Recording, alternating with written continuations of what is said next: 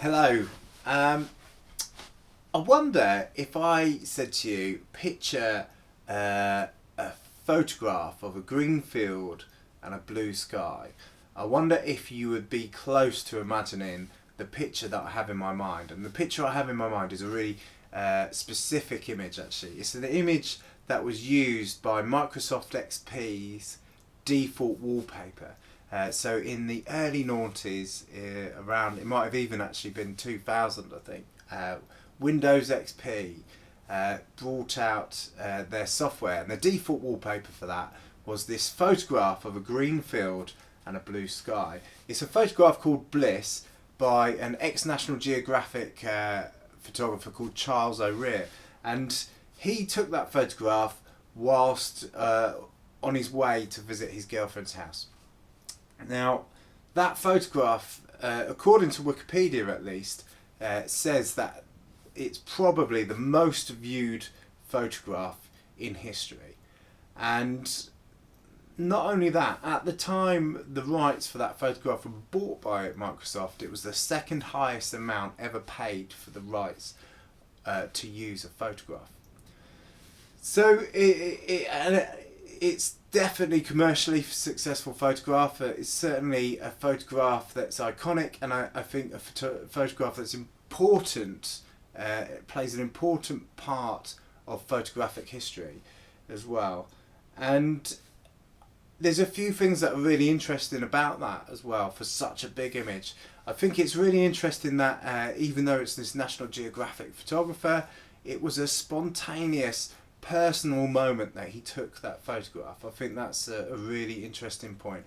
And secondly, I think the photograph itself, if you can imagine it, it's great. It's clearly iconic because I'm someone who's used Mac all my life, yet I can still really remember and envisage that photograph really clearly, even though I've never owned a Microsoft computer or laptop. So it clearly is quite a powerful image. And so the second thing about it is it's conventionally, that conventional approach to landscape photography, it kind of moves away from that really. It's not, there's no real feature in there to draw the eye. There's no real leading lines or anything like that. It's not even taken in the golden hour, when most landscape photographers go out and photograph and capture landscapes. It's before that, because you've still got that strong blue sky and those strong green grass colours. So it's a very interesting image for such a powerful and successful image. It's a good thing to think about and look at and challenge ourselves. I'm always worried when photographers only go out in certain conditions and certain situations, and that is a classic example of why you shouldn't just restrict yourself to certain moments and certain times, because that trip to his girlfriend was probably the most profitable journey he's ever made, that photographer. Anyway, it's an interesting thing to think about, and sort of on topic of what I want to do. So for our new walk-in photography theme, I want us to look at windows, and that's going to be our theme moving forward, to look at windows. And now it could be any kind of window. It's just like all my themes, you can interpret it exactly how you want. I am a lifelong member of the Gazing Through Windows Club.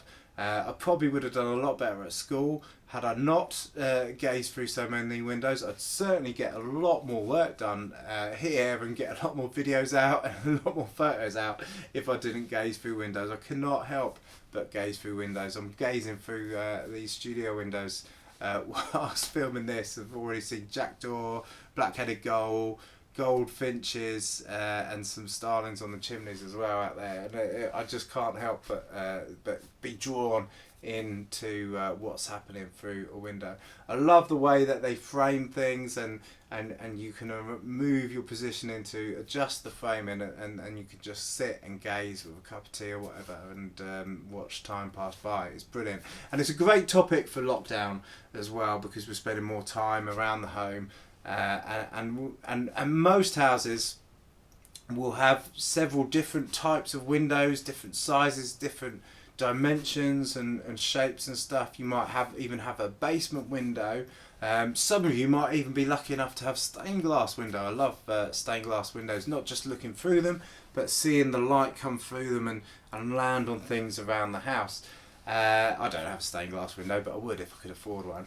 There's all sorts of other things. You don't have to just look out of the window, you can look in through the window. If it's not your house, it's probably a good idea to make sure that people know that you're looking through that window. Don't stand outside someone's house with a camera looking through their window. That's wrong and a bit weird. But the other thing you could do is use windows to light things in the house. So it could be a portrait or a pet, with a person, and arrange that. I love that kind of soft directional light that you get that comes through a window, and arranging someone so you get that kind of what you might call Rembrandt light, and used to light people. That soft directional shape and light can be great. It doesn't have to be people or pets. You could make an arrangement of flowers, something like that. Do whatever you want. It just helps to have that focus of a window as a theme to sort of channel your creativity towards. So have a think about that, and please interpret that in its broadest sense. The stuff that you did for the outside in topic was brilliant. I loved seeing all the different arrangements you made, and not just the arrangements, but also the things that you guys were collecting and bringing indoors. It was fascinating, and I know there's people from all over the country, so and in different sort of environments as well. So it was really interesting seeing all those different things that people collected, and seeing all the colours, because this is the time of year you don't necessarily associate with colour, but there were loads of different colours coming in, which were a real joy and really inspiring to look at, and really, so thanks for sharing those, and I'm really excited about seeing what you come up with on the topic of windows as well. So thanks again for watching, and so post them on the Walk-In Photography Facebook group, which I'll put a link on in the description, and I'll see you soon.